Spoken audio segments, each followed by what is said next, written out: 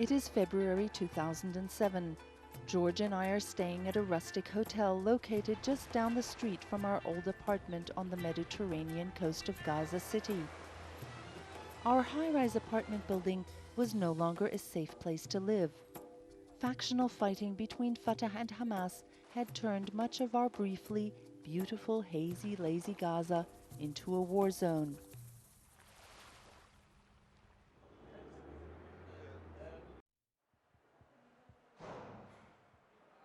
The Palestinian Authority ceased to exist as a cohesive body. There is a Hamas government and an armed Fatah opposition. No one feels quite safe.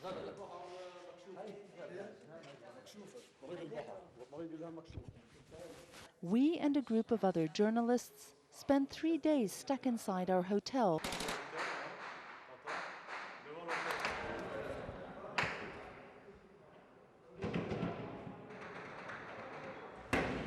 Over the past year, several of our colleagues and friends were kidnapped for short periods of time by armed groups making a variety of demands, most asking the Palestinian Authority for employment in return for the release of the captives.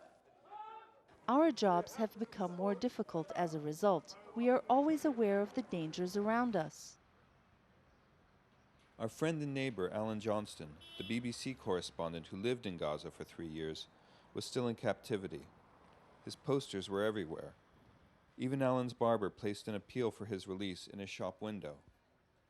I do appeal to the Hamas movement and the British government, not... Alan's televised appeals for freedom during his captivity were seen all over the world, making Gaza a no-go zone even for aid workers. Alan was held by a renegade member of the Dugmush clan, a 5,000-man strong family. In the power vacuum left by Israel's withdrawal and the warring factional fighting between Hamas and Fatah, clans are an important perennial authority.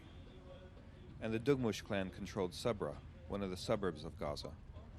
The head of the clan, Salah Dugmush, told us he believes there are too many double standards. الجانب الإسرائيلي أي بني آدم بتشوفوا عنه 1 في المليون كان قالوا عنه إرهابي وحبسوه على كلمة إرهابي. لكن ما خدش بيجي بوقف له محامي كان قال له ممنوع يقف له محامي. لكن لما بتصير أي مشكلة أي أجنبي بتلاقي كل العالم وقف للأجنبي. To our great relief and the delight of everyone who knew Alan in Gaza, he was released after 4 grueling months in captivity.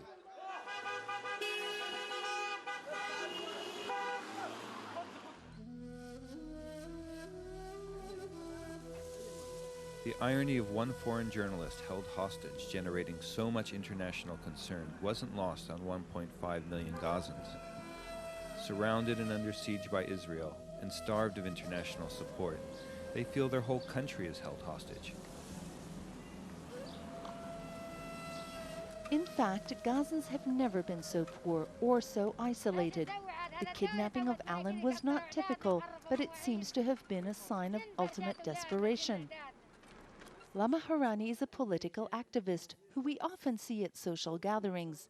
She summed up the situation like this. The majority, they don't have sandwiches for their children. They are not sending their children. Do you know that they send their children to school by turns? Today you will go to school, tomorrow the other brother will go to school or sister because of the pair of shoes, because of the sandwich, and because of the clothing. This is the first time as Palestinians we come to this situation. So what the whole international world wants from us more? We think we gave everything we could give. We think we deserve to be independent, to have our own state. For those who dreamed of another Gaza becoming a reality, events following the Israeli withdrawal have been bitterly disappointing.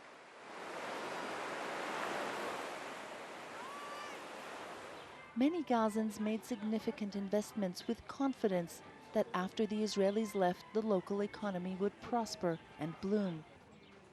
Basil Nasser was one such Gazan. He is the co-owner of this garden restaurant that used to draw a full house when it first opened in the warm summer of 2005. Since then, much has changed. The restaurant is barely operating now, and his family are set on leaving the Gaza Strip. They have received their immigration papers to go to Canada. We have a friend in Calgary. We'll ask him to help us in finding like a furnished apartment first. And when we get there, we'll start looking for houses. Basil spent over $100,000 setting up his restaurant business. It's no longer a viable enterprise. Dining out in Gaza these days is becoming less appealing to people who prefer to stay safe indoors. And most of them leave Gaza because of the economic situation and because over the past few years, due to the security situation, most of the businesses have closed down and we have no foreign investors coming to inject money in Gaza. So there are no more jobs to be created here. I'm leaving for a different reason. Mainly the future of my kids and the security.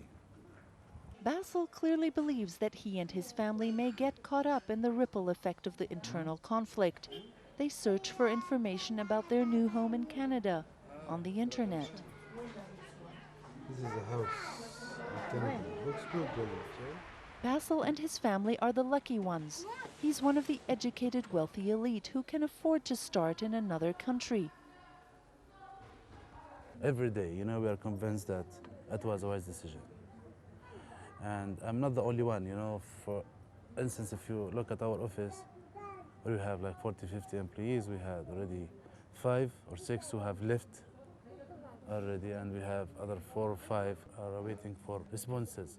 So it's the educated class that is leaving. These are the educated class, and they are highly paid, and they are having some good jobs. But still, security is one of the most important basic needs for any one of us.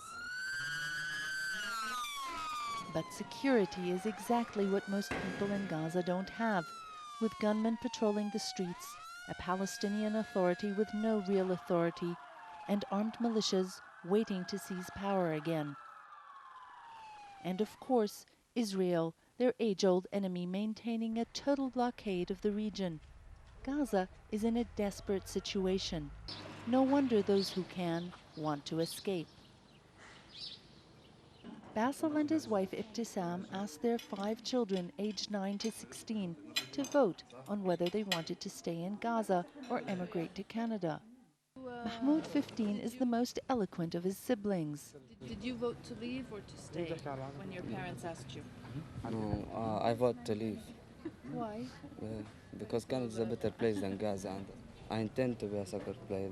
That's my dream. In Canada, there's more opportunities for people to have their dream come true. Like thousands of others, Basil Nasser and his family plan to leave their homes and their past dreams in Gaza, leaving through the only route out via Egypt, through the crowded and dusty gates at Rafah, abandoning their less privileged relatives and friends to the fate of a Gaza under extreme duress and siege. They are unwittingly a part of yet another Palestinian exodus.